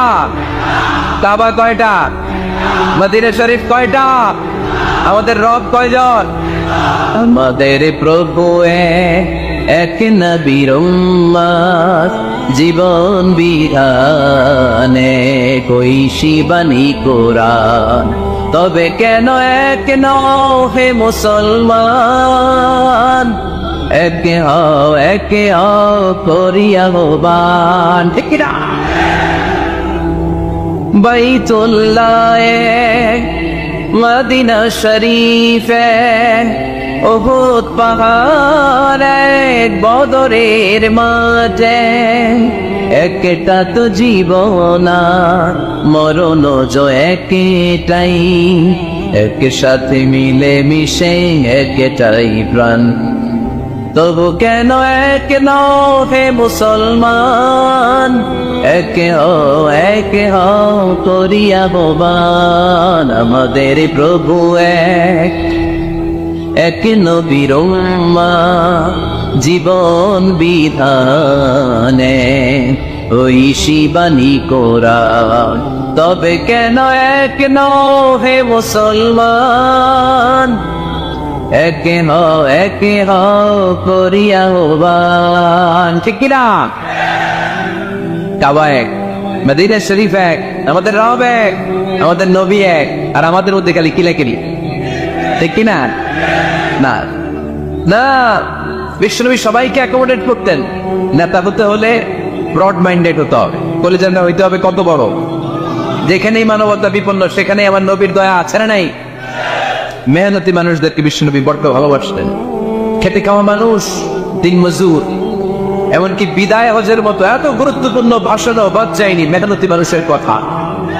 আমার নবী বলেছেন, আরিফকাকুম আরিফকাকুম আতইমুহুম মিম্মা তাকুলুন ওয়াকসুহুম মিম্মা তালবিসুন। খবরদার, তোমাদের অধীনস্থ কর্মচারীদের সাথে খারাপ আচরণ করো না। তোমরা যা খাবে তাদেরও তা খাও, তোমরা যা পড়বে তাদেরও তা পড়াবে। এজন্য নেতা যিনি হবেন তিনি হবেন দিলদরিয়া, ঠিক কিনা? কথা কি বুঝতে পেরেছেন? আমার সাথে সবাই কি একমত? 5 নম্বর বৈশিষ্ট্য হচ্ছে নেতার হতে হবে সত্যবাদী এবং আমানতদার। আমানতদার যদি না হয় এটা কি নেতা? কথা বলেন। আল্লাহর হাবিব সাল্লাল্লাহু আলাইহি ওয়াসাল্লামের উপাধি ছিল আল আমিন। কি উপাধি ছিল? কি উপাধি? জামি রদিনা বিহি। তিনি এত বড় আমানতদার ছিলেন, মক্কা শহরে দল মত নির্বিশেষে সবাই মিলে বিষ্ণু ইসলামের কাছে টাকা পয়সা, ধন সম্পদ, জুয়েলারি, অর্নামেন্টস আমানত রেখে যেতেন। সুবহানাল্লাহ বলবেন না? টাকার প্যাকেট, দিরহামের প্যাকেট, দিনারের প্যাকেট এরকম বাস করে বিশ্বনবীর কাছে দিয়ে যেত। মুহাম্মদ, এই যে এটা আমানত। আল্লাহ হাবিব সাল্লাল্লাহু আলাইহি ওয়াসাল্লাম বলতেন, দল করো আবু জাহেলের, আমার কাছে আমানত কেন? আবু জাহেলের কাছে রাখো। কয় না, বিপদে বইরা দল করে আবু জাহেলার, কিন্তু আমানত রাখা যাবে না। আমানত রাখবো তোমার কাছে। আবু জাহেলের কাছে যদি টাকার প্যাকেট রাখি, কদিন পরে দেখবো টাকাও শেষ, প্যাকেটও শেষ। আমানত রাখবো তোমার কাছে। সুবহানাল্লাহ পড়েন। বিশ্বনবীর এই আমানতদারিতায় মুগ্ধ হয়ে আম্মাজান খাদিজা রাদিয়াল্লাহু তাআলা আনহা বিশ্বনবীকে বিয়ের প্রস্তাব দিয়েছিলেন। বিশ্বনবী যে রাতে মক্কা থেকে মদিনায় হিজরত করবেন, ওই রাতে চাচাতো ভাই সাইয়েদনা আলী রাদিয়াল্লাহু তাআলা আনহুকে ডেকে বলেছিলেন, আলী, এই দেখো আমার ঘরে বোঝাই করা মানুষের রেখে যাওয়া আমানত, কি করব আমি? এগুলোর আমানতদার আমি তোমারে বানায় গেল। আল্লাহ হাবিব সাল্লাল্লাহু আলাইহি ওয়াসাল্লাম সাইয়েদনা আবু বকরকে নিয়ে মদিনার পথে রওনা হলেন। সাইয়েদনা আলী রাদিয়াল্লাহু তাআলা আনহু বর্ণনা করেন, বিশ্বনবী রেখে যাওয়া আমানতগুলো মক্কার লোকদের হাতে হাতে পৌঁছে দিতে আমার টানা 3 দিন সময় লেগেছে। সুবহানাল্লাহ। বাড়ির দিকে গিয়ে বললেন, আওয়াজ করে পড়তে হবে আল্লাহু আকবার। আমানতদার, সত্যবাদী, জীবনে একটা মিথ্যা বলেন নাই। ওয়ানজির আশিরাতাকাল আকরাবিন, ও নবী, আপনার পরিবারের সদস্যদের, নিকট আত্মীয়দের জাহান্নামের ভয় দেখান। এই আয়াত যখন নাজিল হয়ে গেল, বিশ্বনবী সাফা পাহাড়ের উপরে উঠে ডাক দিলেন, ও কুরাইশ গোত্রের লোকেরা, ও হাশমি খানদানের ভাইয়েরা। বিশ্বনবী যখন ডাক দিলেন, সব লোক ঘর থেকে বের হয়ে এলো। কিরে, পরিচিত কণ্ঠ, এটা তো আমাদের আলামিনের কণ্ঠ, কেন ডাকে? সব বের হওয়ার পরে আল্লাহ নবী সাল্লাল্লাহু আলাইহি ওয়াসাল্লাম বললেন, ও আমার সজাতির ভাইয়েরা, আমি যদি বলি এই পাহাড়ের পেছনে একদল খোরসাওয়া নাঙ্গা তলোয়ার নিয়ে তোমাদেরকে কচু কাটার জন্য অপেক্ষা করছে, তোমরা বিশ্বাস করবা? কথা শুনতেছেন? মনোযোগ আছে তো? সবাই বলে, কেন ডাকস? আল্লাহ হাবিব সাল্লাল্লাহু আলাইহি ওয়াসাল্লাম বললেন, আমি যদি বলি একদল ঘোড়সাওয়ার তোমাদেরকে হত্যার জন্য তলোয়ার নিয়ে রেডি, বিশ্বাস করবা? সবাই বলল, নাআম। ক্বালু নাআম। কত ওজনওয়ালা আনসার দিতে খেয়াল করেন। ক্বালু নাআম। সবাই বলল, হ্যাঁ বিশ্বাস করব। কারণ মা জাররাবনা আলাইকা ইল্লা সিদকা, আমাদের পুরো জিন্দেগিতে তোমার থেকে আমরা একটা মিথ্যাও শুনি নাই, সত্য ছাড়া। We have never ever experienced a single lie from you in our life. আমরা আমাদের পুরো জিন্দেগিতে, এই পুরো 40 বছরে, তুমি তো 40 বছর ধরে এই শহরে আমাদের সাথে একসাথে বড় হয়েছো, আমাদের পুরো জিন্দেগিতে আমরা তোমার থেকে একটা মিথ্যা শুনি নাই। নট এ সিঙ্গেল লাই। কয়টা মিথ্যা? চিন্তা করেন। এলাকার জনগণ 40 বছর পরে কি স্টেটমেন্ট দিচ্ছে? এই একটা স্টেটমেন্টে বিগত 40 বছরের সার্টিফিকেট রয়েছে। সুবহানাল্লাহ পড়ে। বিগত 40 বছর আমার নবী কেমন ছিলেন? এক মাসকে সার্টিফিকেট দিয়ে দিল, মা জাররাবনা আলাইকা ইল্লা সিদকান। নবী, হে মুহাম্মদ, আমরা এই 40 বছরে তোমার থেকে একটা মিথ্যাও শুনি নাই, তুমি সত্যবাদী, তোমার যে বড় সত্যবাদী এই তল্লাটে দ্বিতীয়টা নাই, তাই তুমি যাই বলবা তাই বিশ্বাস করবো। পড়ে সুবহানাল্লাহ। তার মানে আমার নবী একদারের সত্যবাদী ছিলেন, আবার আমানতদার ছিলেন। আর বিশ্বনবী বলতেন ইদা দুইয়াতিল আমানাতু ফান্তাযিরিস সাআ, যখন আমানতের খেয়ানত শুরু হয়ে যাবে মনে করবা কিয়ামত তোমাদের কাছে চলে এসেছে। আমানতের খেয়ানত আসলে নাই, নোয়াখালীতে নাই। যে যেই কাজের যোগ্য সে ওই কাজ না করে অন্য কেউ ওই কাজে আসলে এখানে আমানতের খেয়ানত, ঠিক কিনা? ইদা উসিদাল আমরু ইলা গায়রি আহলিহি ফান্তাযিরিস সাআ, যে যে চেয়ারে বসার যোগ্য নয় সে যখন ওই চেয়ারে বসে যাবে। ইমাম হওয়ার যোগ্যতা নাই, ইমাম পিছে আসরে নাই, আসরে নাই। নেতা হওয়ার যোগ্যতা নাই, নেতা হয়ে বসে আছে, আসরে নাই। কিয়ামতের আলামত। নেতাকে সবচেয়ে বড় আমানতদার হতে হয়, আমানতদার না বলে তিনি নেতা হতে পারে। 5 নম্বর পয়েন্টটা ক্লিয়ার? হ্যাঁ, এখানেই শেষ করে দেই নাকি? আরো 5টা শুনতে আরো 5-10 মিনিট লাগে। হ্যাঁ, শেষ করে দিব? শুনবেন?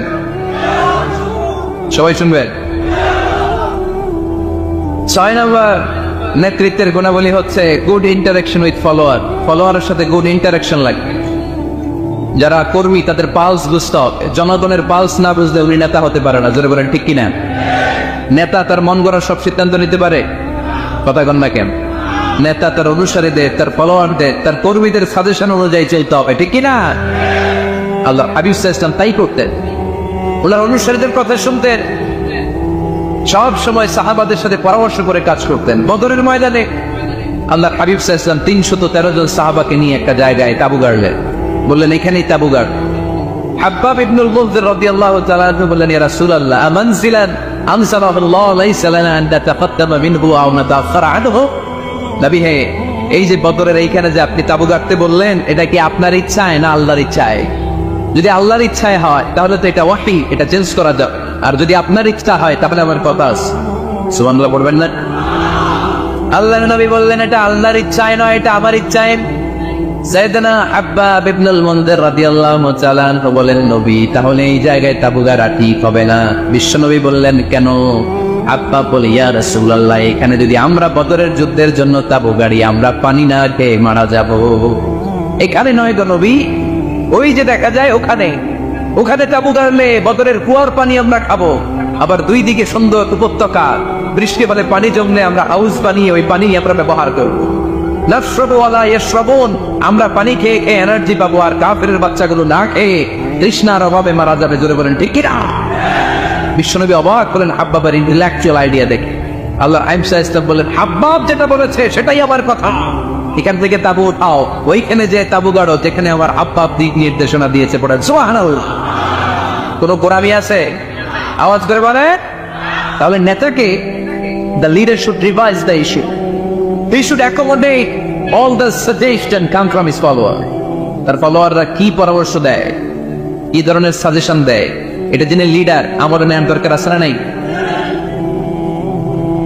নেতার 7 নম্বর কোয়ালিটি হচ্ছে কনফ্লিক্ট রিসলভিং এবিলিটি। নেতাকে বিরোধ নিষ্পত্তি করার যোগ্যতা থাকতে হবে। মারামারি লাগলে ওটা থামাইতে জানতে হবে। নেতা যদি মারামারি দেখে ভয় পায় আপনি নেতা হতে পারবেন? কথা বলেন। নেতার কাজ হচ্ছে রক্তক্ষয়ী যুদ্ধকে থামিয়ে সেখানে শান্তির সমীরণ বইয়ে দেবে। তিনি আমাদের নেতা, ঠিক কিনা? আল্লাহ হাবিব সাল্লাল্লাহু আলাইহি ওয়াসাল্লামের বয়স তখন 35। বয়স কত? মজার একটা ঘটনা খেয়াল করে শুনবেন। বয়স কত? 35।